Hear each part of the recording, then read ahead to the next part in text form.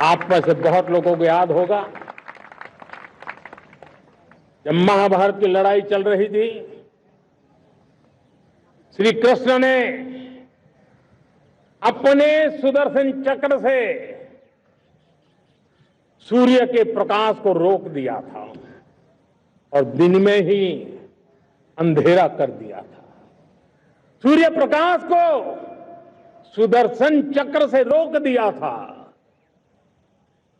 और तब अर्जुन ने जो शपथ ली थी जयद्रथ का वध करने की, उस प्रतिज्ञा को अर्जुन पूर्ण कर पाए थे। वो सुदर्शन चक्र के पराक्रम और रणनीति का परिणाम था।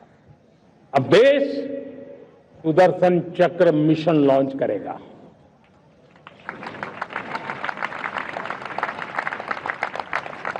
ये मिशन सुदर्शन चक्र एक पावरफुल वेपन सिस्टम दुश्मन के हमले को न्यूट्रलाइज तो करेगा ही करेगा, लेकिन कई गुना ज्यादा दुश्मन पर हिट बैक करेगा।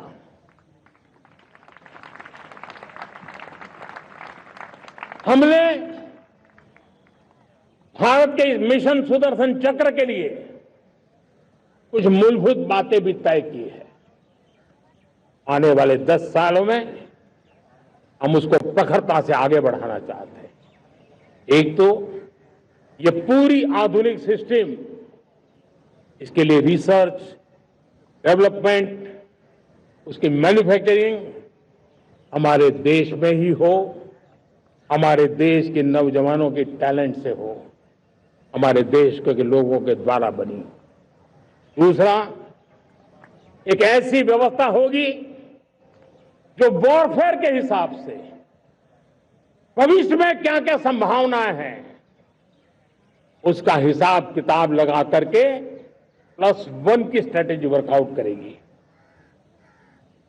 और तीसरा, सुदर्शन चक्र की एक ताकत थी, वो बहुत ही प्रिसाइज, जहां जाना था वहीं जाता था और वापस श्री कृष्ण के पास लौट के आता था। हम इस सुदर्शन चक्र के द्वारा भी टारगेटेड प्रिसाइज एक्शन के लिए भी व्यवस्था को विकसित करने की दिशा में आगे बढ़ेंगे। और इसलिए युद्ध के बदलते तौर तरीकों में राष्ट्र की सुरक्षा, नागरिकों की सुरक्षा के लिए मैं बड़े प्रतिबद्धता के साथ इस कार्य को आगे बढ़ाने के लिए वचन देता हूं। मेरे प्यारे देशवासियों, जब हम लोकतंत्र की बात करते हैं, स्वतंत्र भारत की बात करते हैं, तब हमारा संविधान हमारे लिए सर्वोच्च दीप स्तंभ होता है, हमारा प्रेरणा का केंद्र होता है। लेकिन आज से 50 साल पहले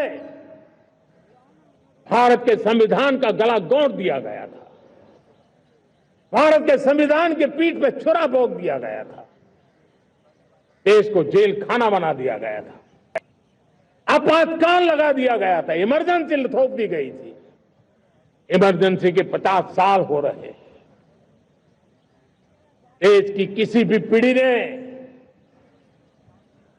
संविधान की हत्या के इस पाप को कभी भूलना नहीं चाहिए। संविधान की हत्या करने वाले पापियों को नहीं भूलना चाहिए।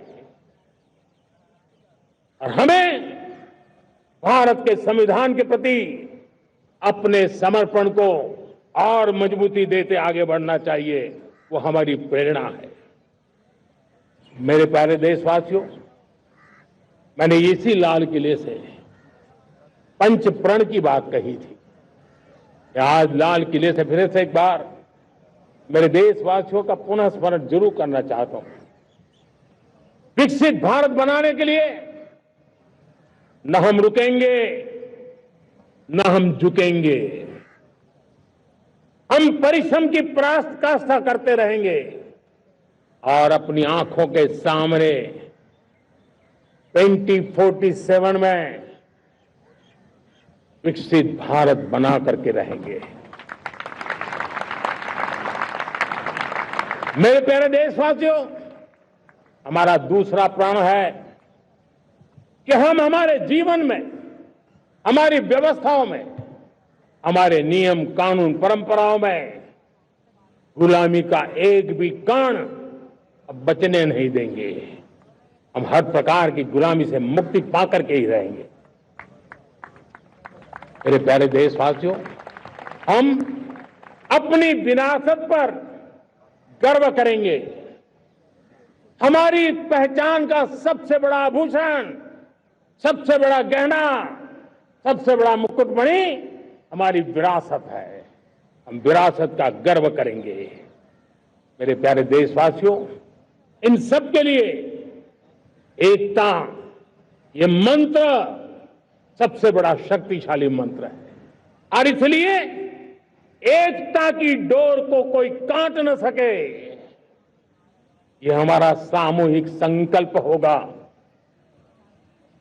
मेरे प्यारे देशवासियों, मां भारती के प्रति कर्तव्य निभाना ये पूजा से कम नहीं है, तपस्या से कम नहीं है, आराधना से कम नहीं है। और उसी भाव से हम सब मातृभूमि के कल्याण के लिए परिश्रम की पराकाष्ठा करते हुए 2047 विकसित भारत के लक्ष्य को पार करने के लिए अपने आप को अपा देंगे, अपने आप को झोंक देंगे। जो भी सामर्थ्य है, कोई भी अवसर को छोड़ेंगे नहीं। इतना ही नहीं, नए अवसरों को निर्माण करेंगे और निर्मित करने के बाद हम 140 करोड़ देशवासियों के सामर्थ्य से आगे बढ़ते ही रहेंगे, बढ़ते ही रहेंगे, बढ़ते ही रहेंगे।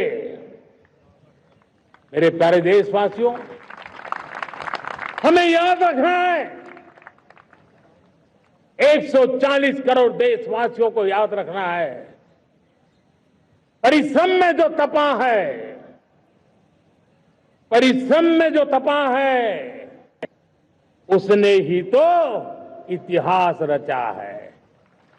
परिश्रम में जो तपा है, उसने ही तो इतिहास रचा है। जिसने फौलादी चट्टानों को तोड़ा है, जिसने फौलादी चट्टानों को तोड़ा है, उसने ही समय को मोड़ा है। जिसने फौलादी चट्टानों को तोड़ा है, उसने ही समय को मोड़ा है। और समय को मोड़ देने का भी,